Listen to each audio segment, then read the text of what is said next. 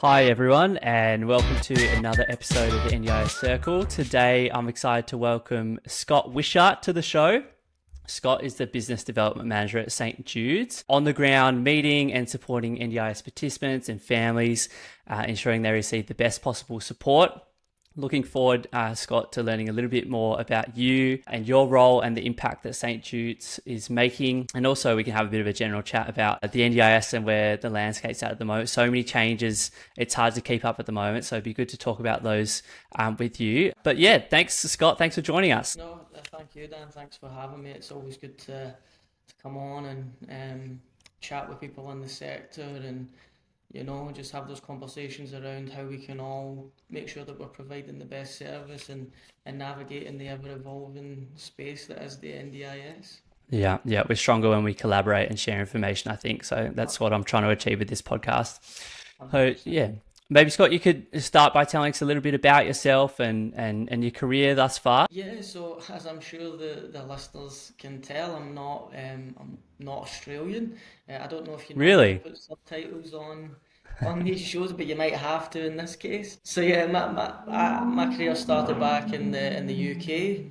In Scotland, I completed an undergraduate degree in psychology, and then shortly after graduating I found myself with my first role in the disability sector. My first role was in the residential space, supporting young adults with quite complex intellectual disabilities along with physical disabilities. So they were non-ambient, non-verbal communication participants that required, two staff to hoist. Several of them were on pegs for feeding.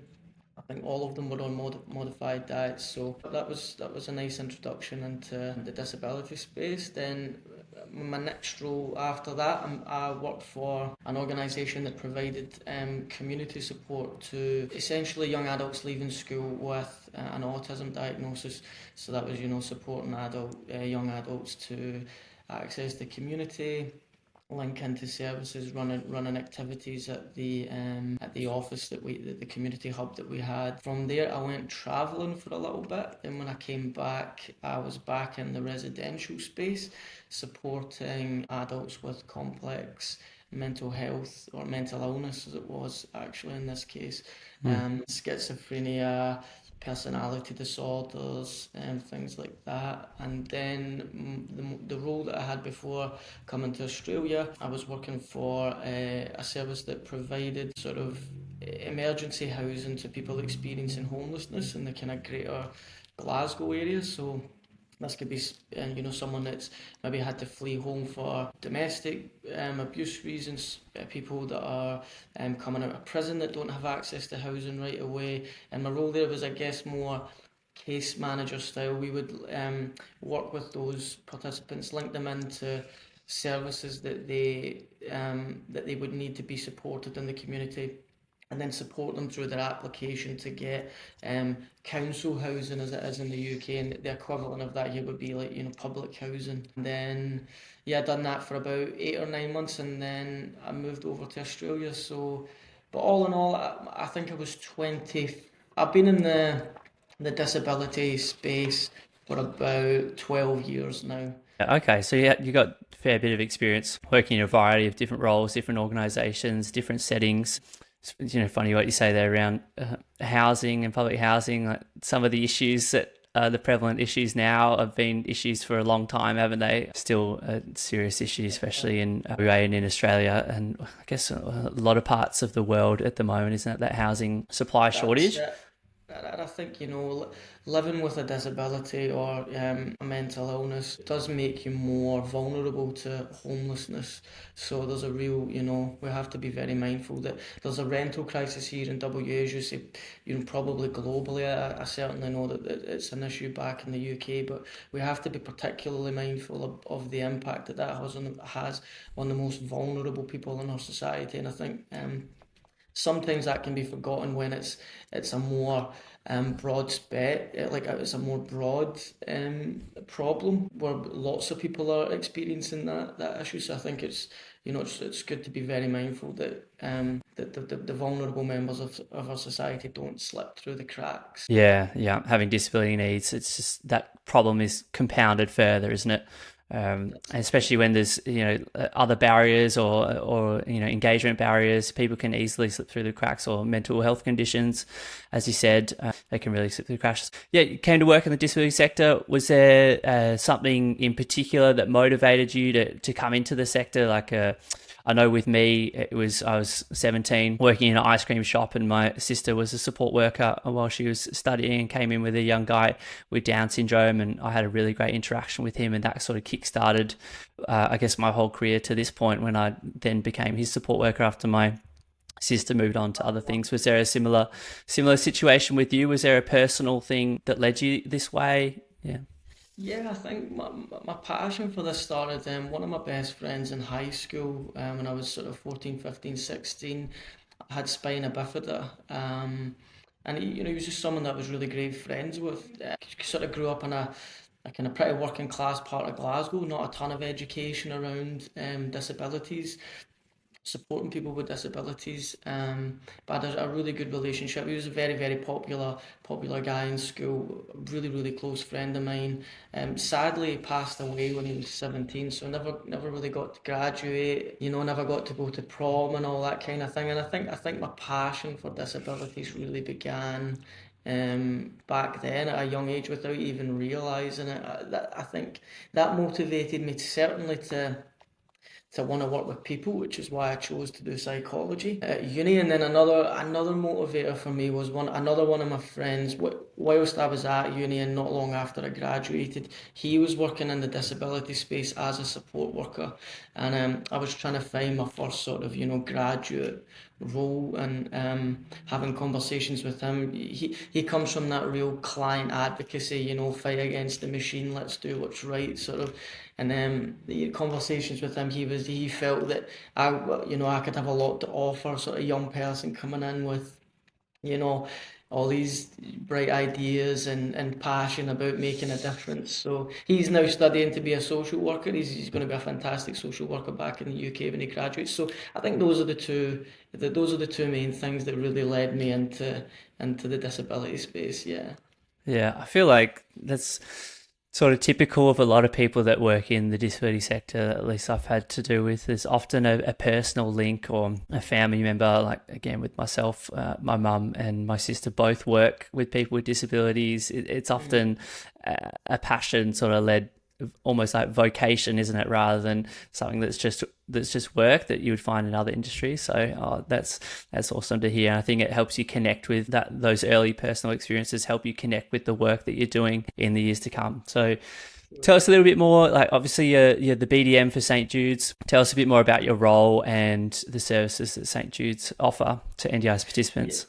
Yeah, so I actually started with St Jude's as one of the housing coordinators, so managing several of the group homes that we have and sort of managing the support staff. And then for the last, I think, 2.5 years, I was in the sort of client intake and BDM space. So yeah, I suppose there's two aspects to my role as BDM. One would be the sort of client intake, client admissions side of things, and that's, I think, how we first met. Dan, I think you'd contacted St Jude's on behalf of one of your participants that was wanting to explore supported accommodation using their NDIS funding. That referral came to me. I sort of had a chat with you.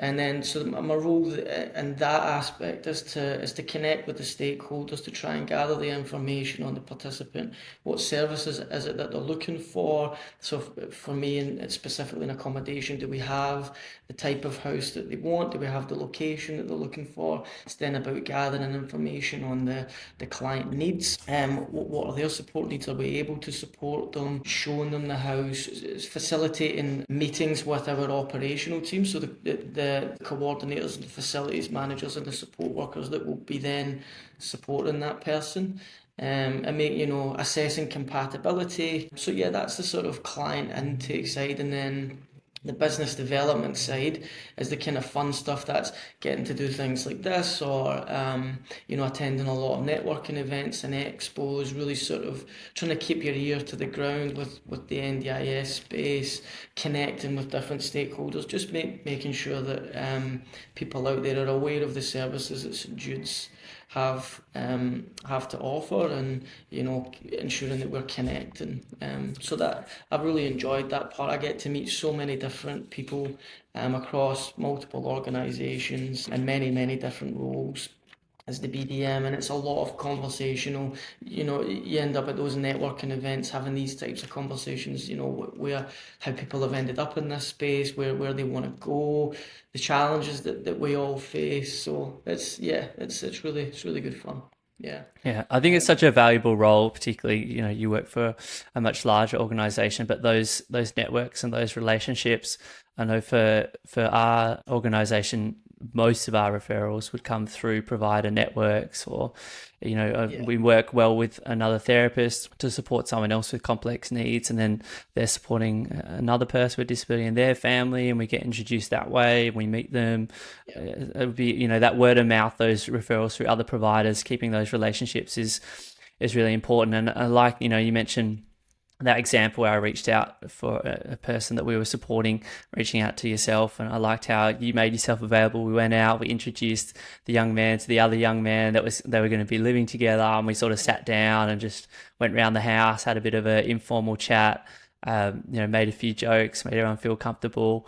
I think that was really good. That's such a that must be a rewarding part of your role, to sort of facilitate those initial meetings and see what they can become afterwards. Absolutely. When you get, when you get the referrals, particularly ones that someone's come from maybe a difficult situation, or for whatever reason, whether it's a funding issue, but whatever it is, it seems like it's going to be challenging. When those participants are then sort of in the house and they're getting the support that they need, and you see them sort of succeeding and thriving in that environment, it's really great to feel that you were a part of that in some way. And you can't, the credit has to go to the staff that actually provide the support, right?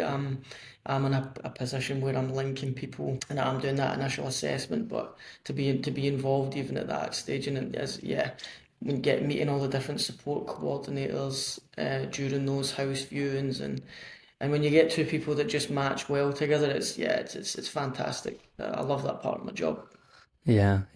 And so St. Jude's do a lot of those more higher support options, like 24/7, like you mentioned, still support independent living, but also you do some drop-in supports. What are sort of are there some different models that you sort of look at, or is it, how does that all work, and how do you design that around each unique person? Yeah, so St Jude's actually started about, I think it's 40 plus years ago. We started originally as a mental health hostel in Guildford, and the hostel is still there. It's still servicing people with mental illness to this day. It's a fantastic service. And then when the NDIS came about, probably in the last sort of 8 years, St Jude's branched into the NDIS space, and now we provide almost all the services, I think, under the NDIS accommodation. Obviously, it's the team that I primarily work for. We do community supports. That can also be, domestic support, gardening support. We have an allied health team, occupational therapists, behaviour support practitioners, physios, speeches. We have a paediatrics program within the allied health team, nursing. We do support coordination and recovery coaching as well. So there's this sort of big umbrella there. For me specifically in the accommodation space, we do a variety of different accommodation models, I guess. I guess the most traditional one which everyone would be the supported independent living option, or SIL as it's known. And that's where the NDIS have awarded a participant a package of funding based on assessments that they've received, usually from health professionals, sort of outlining the support that person requires. And then the NDIS say, look, this is the ratio of support that we feel that this person is suitable for, and it would run at like a one, depending on the needs, that can be from a 1-to-1 or to like a 1-to-2, 1-to-3, 1-to-4, 1-to-5. And then the challenge there is obviously its compatibility. You can't just assume that 2 people or 3 people with the same diagnosis or similar needs are just going to get on. Yeah, that's part of my question. Is there like a matching process that you usually undergo when someone's referred through? Yeah. that would be part of my role and the rest of the client intake team. When we get the initial referral, it's trying to gather as much information from all the stakeholders that are available about what the needs are, what the risks are, if there are some risks associated. But then also, meeting with the participant themselves, finding out what their likes and interests are. And then it's about us reviewing our portfolio and sort of trying to find somewhere that we think, that those participants would be a good match. Not everyone wants to share, and that's a difficult thing. You get individualised living options. We do support people in their own home as well. But we have a lot of success stories where actually, you maybe had some young people that are moving out of home for the first time. They're in their early 20s, living with a disability. They've lived at home all their life, and they kind of want to move out and move into a share home type scenario. I mean, that's what I done at uni. I don't know if you've ever lived I in. guess that's a typical experience, is it? Yeah, and they also lived Yeah, in several share and houses. for sure. And some of my best friends are people that I met in share houses. I've had some horror stories as well, but it's It's part of life, isn't it? It's part of the yeah, life that experience. exactly that's how you. It's a big part of becoming an independent adult. So we've had some.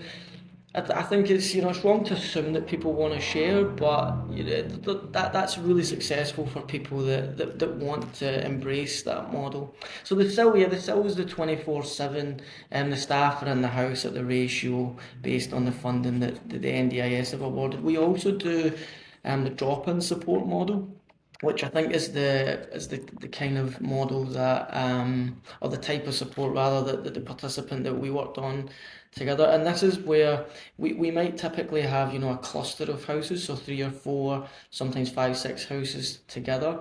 The staff office would be in one of the houses with an overnight room, and then the other houses in the vicinity will just house the residents. So I guess it's for participants that have a little bit more of a level of independence, that don't necessarily want to feel that the staff are there sort of sitting on top of them over the time. Because I think one of the mistakes we make when supporting people is that we forget that you can actually over support someone. And I think the drop-in model really allows for that flexibility where the participant might need that wraparound 24/7 support, but with the freedom and the flexibility to feel that they're living that bit more of an independent life, so they can spend time in the house on their own with their other housemates, doing the activities they want to do. But the staff are there to monitor should there be a decline in their mental health, should if there's refusal to take medication, if someone had been struggling with drug and alcohol issues, if that's starting to flare back up, it's the staff are still there to be able to get on top of those things quickly. But that version of support allows the participant to live a more independent life. Yeah. And then we're in the SDA space as well. We support a number of clients in specialist disability accommodation. That's a bit of a hot topic in the NDIS at the moment, especially definitely a maturing market in WA. There's lots and lots and lots more SDAs coming on the market. We have some high care facilities. So recently we actually purchased, there was three aged care villages operated by Brightwater, and they were selling them. So we purchased them, refurbished them, and repurposed them to be suitable for SIL participants. The benefit of those is that it almost really meets the criteria of like a fully accessible SDA, but the participant doesn't necessarily have to have the SDA funding, because it's not a registered SDA house, but they're still getting the fully accessible ensuite bathroom. That the house is designed to be wheelchair friendly. So that's been really interesting. That's been very popular since we completed the refurbs and we sort of put them out to market. We've had a lot of interest in those. We have apartment complexes as well. We have an option in South Perth that was 12 flats, so sort of 6 on the ground floor, 6 on the first floor. Again, we refurbed them, and that's really good because that operates almost on like a concierge style, where apartment one is where the staff is. So it's essentially a drop-in model, but it allows the participant to live independently because they're quite small, one bedroom apartments. So that there's an option there for people that don't necessarily want to share, but don't have the one-to-one funding or don't have their own home. They do need they need the actual bricks and mortar, but they don't want to share. So that was feedback that my team, sort of the client intake team, fed back to our executive. Look, this is a need. This is what we're hearing. People just don't want to share. And credit to our managing director, he found a solution to that problem, and again, that's been very, very popular. I would definitely echo that. That's that push pull there, and you might be able to share your experience. But I'm definitely seeing the NDIA funding decisions as less one-to-one funded support options. That's the reality of what's happening, what I'm seeing in the plans coming through. Obviously, you're seeing that as well. But people don't necessarily want to share, or they have a family, so it's how can we design some things around people so they're still well supported, but as you said, it can work within the funding that they have, but it's supporting independence. But that man that we worked together on, he had drug and alcohol issues, mental health issues. He was independent in some aspects, but really did need that safeguarding of having someone there all the time in case those issues flared up again. He had a history of homelessness. He's very lacking stability in his prior life. He had a very traumatic upbringing, and young adult life. Is only, I think, in his early 20s. So that model worked quite well for him, and we've got several people like that. So yeah, I'm particularly interested in that model. Have you seen good success with that drop-in support model with the people that have come through? Oh, definitely. I think it really, for those participants that want that, just a little bit more independence. And look, I think we're all guilty of maybe overestimating, where, or underestimating where we need support. I still need support from my friends and family for things, and I think we're all guilty of being like, I don't need any help, I don't need any help, I don't need any help. And then things get on top of you, right? Some of our participants might just have a lack of insight or an overestimation, and they think that they don't want the staff help or they don't need the staff help. Like in this case that you're talking about, where actually, as the team that's sort of been built to support this person, we recognise that they do need that help. And where that's really successful, I think a lot of the participants that we get with psychosocial disabilities, they've come from, as you say, traumatic upbringings, or they've been living in a sort of crisis situation. When they move into a supported accommodation like that, and they're receiving the support that they need, and that those goals are identified, and the staff are able to work and develop in that independence, you see them thrive in other areas of their life. So we've had people that seeking employment seemed like a really mammoth, far off, unachievable part of their life. It just wasn't the primary focus. They needed stable accommodation, they needed support to manage their day-to-day living, and once that was in place, they've went off and they've found part-time jobs, they've found employment, and they're a lot more fulfilled in that aspect. So I think that's where that model can work really, really well, providing that wraparound support, and then promoting the participants' independence to then go on and live the meaningful life that they want to live. It's not how we want the participant to live or how anyone else. It's about providing the support to allow that participant to live the life that they want to live. Yeah. Yeah, that's an interesting point, isn't it? It's, we often come in as, we've done a psychology degree, or we're an allied health practitioner, and this is what's best for your life, or this is in your best interest, but it's really about the person, and everyone's vision for what a good life or what their life looks like in the future is different for each person, isn't it, and their situation. So and it's particularly interesting when people have they're slightly impaired cognitive capacity, but they're still their own decision maker. It's around having those conversations like, these are the consequences of this decision, these are the risks, but ultimately trying to support the person to still make the decision. And I often have, when I was a support worker, maybe not so much in the role I'm in now, but I remember when I was in the role where I was supporting people who were experiencing homelessness, I would say, look, I don't always make the best financial choices.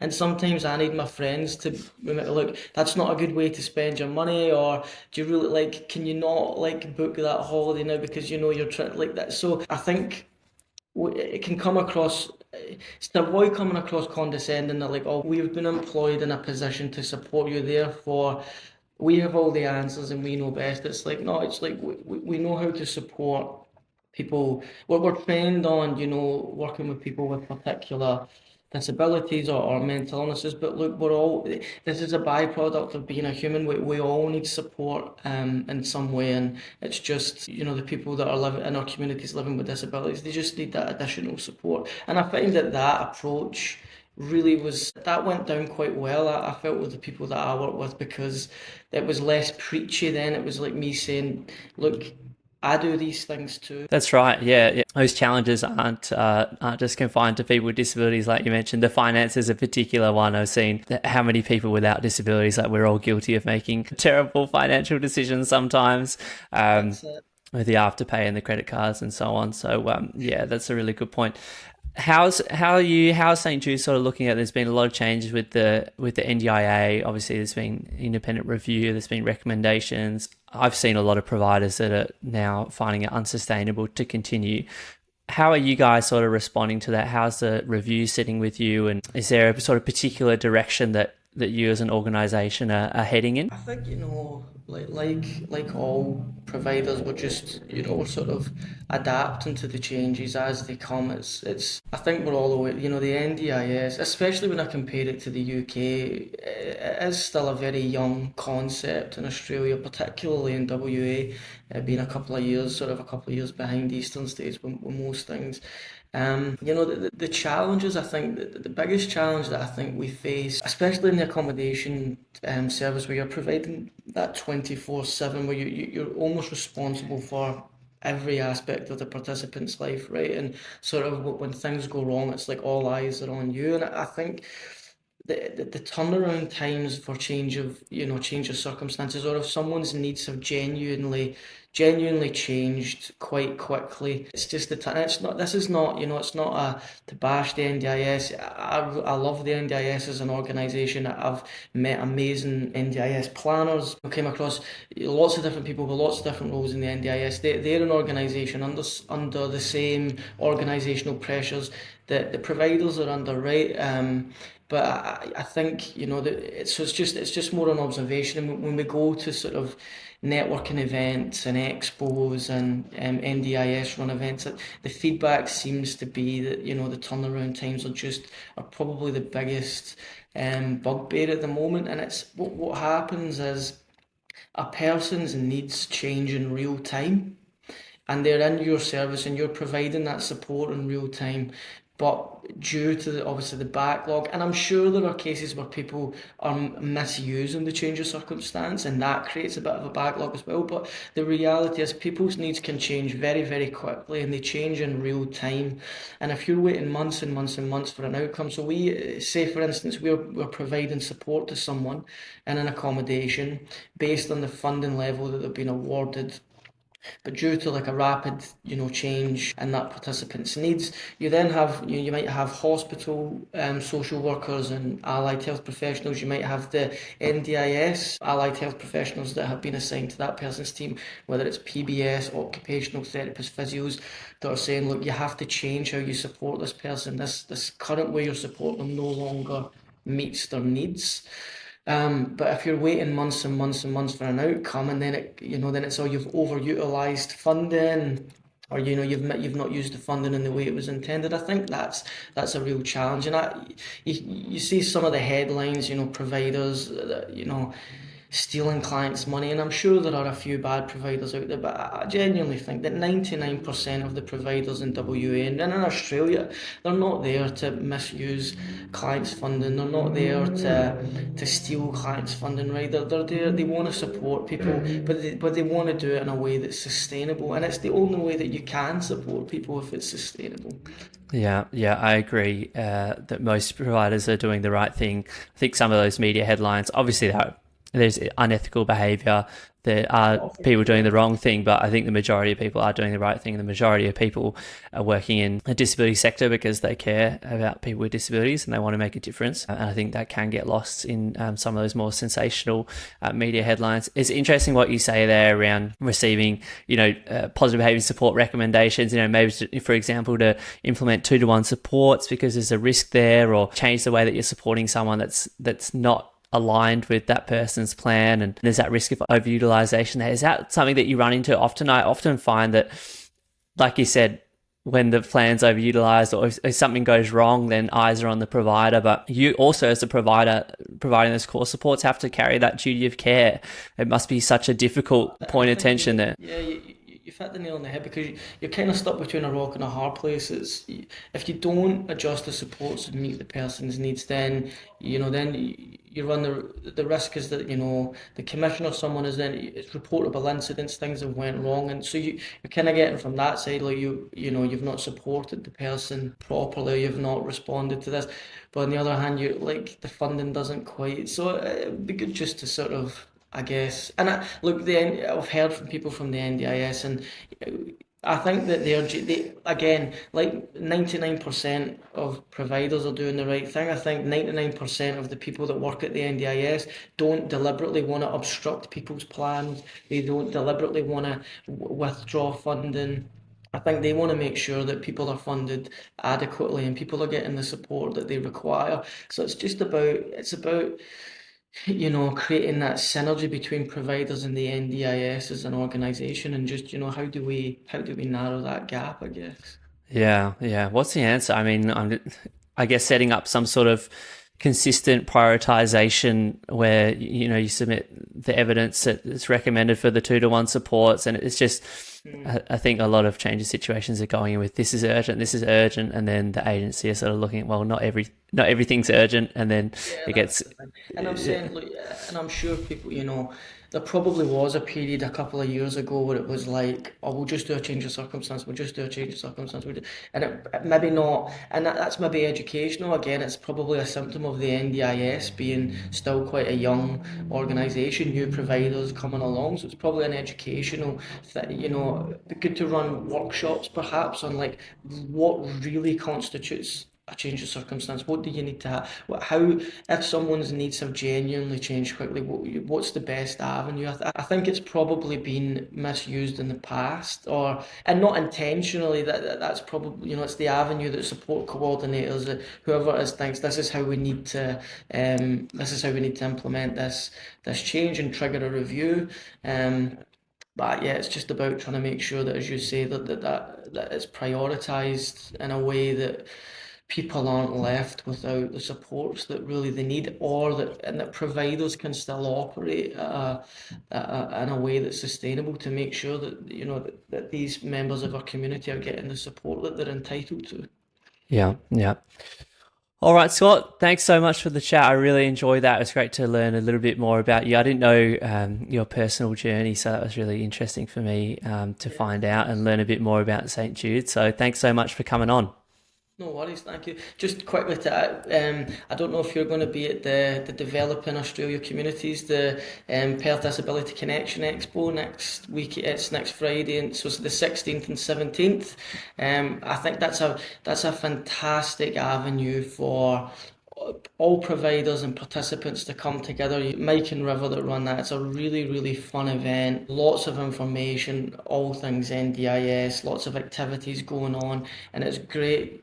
We all get to meet each other and talk to people that maybe you only speak to on the phone normally, or it's an email, and connect with people that are going through all the same challenges that we're going through, and they've had the same successes, and they've suffered the same troubles, and it's really good just to it's a really refreshing way to reconnect and create that community vibe. There's room for everyone here in the NDIS, and so that anyone that's listening that isn't aware of it or that would like to, please come down. St Jude's is the name sponsor again this year. It's a privilege for us to be the name sponsor at that expo. Come down, have a chat, but there'll be a ton of providers that will answer all your questions NDIS related. So Awesome. come along to that. And congratulations to you, Dan. I know Circle hit a bit of a milestone recently. I was seeing on your LinkedIn, and really good work on this podcast. I think this is an amazing platform. It's a really good thing you're doing, educating people, and just discussing the sort of the ever evolving NDIS space. I think more people should run platforms like this. So thanks for setting this up, and thank you so much for having me on. I've really enjoyed it. Yeah. Oh, thanks so much, Scott, for the kind words. All right, everyone. Thanks so much for listening, and we'll see you next week. Bye for now.